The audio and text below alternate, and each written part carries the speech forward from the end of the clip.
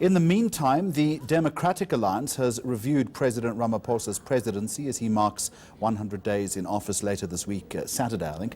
The Democratic Alliance has given Ramaphosa 6 out of 10 for his efforts. We're now joined from our newsroom camera by eNCA's Khayelihle Khumalo, who's just back from the delivery of that report.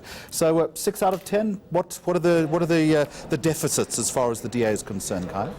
Well, absolutely, Jeremy. As far as the Democratic Alliance is concerned, there were a number of factors that they used in coming to this conclusion. But of course, Jeremy, when it comes to the deficit, for example, they are talking about so many promises that the president made in February. For example, they are using the State of the Nation address as a main, just yardstick. That's where it's all coming from.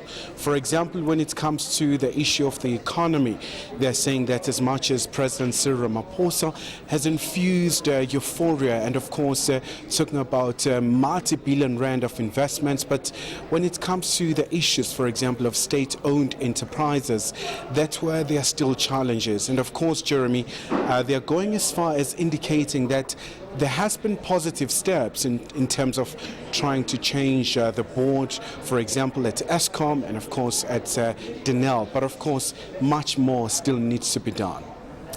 Just in terms of the Patricia de Lille incident, Khayelihle, I was wondering whether at that briefing you had an opportunity to slip in a question in that respect.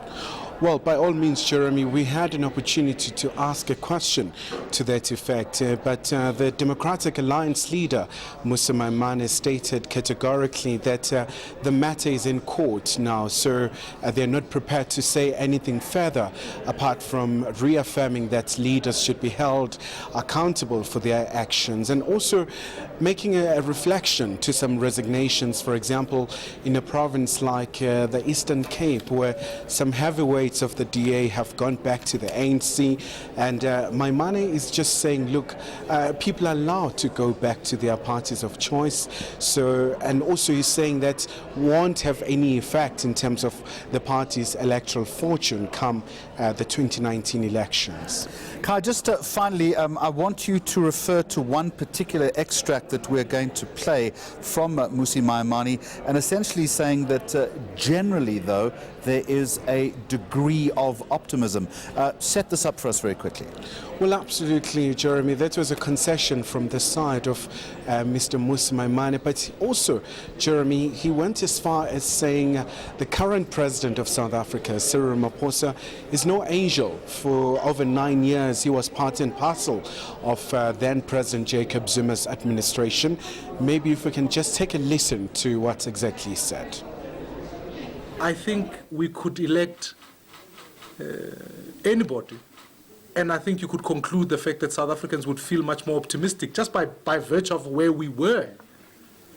But what we need to realize is that the view that says Mr. Ramaphosa is suddenly angelic and has flown from somewhere is a miss, because he was the deputy president in Zuma's administration for the last number of years. And so he must also account for some of the actions that have taken place. And I want for people to come and invest in our country. We must grow our economy. But what we certainly mustn't do is use the contrast of Cyril and Ramaphosa. I think anybody would feel optimistic in that basis and assume that it solves all our problems. Let's recognize that we don't just have a leadership problem in the presidency, we have an ANC problem.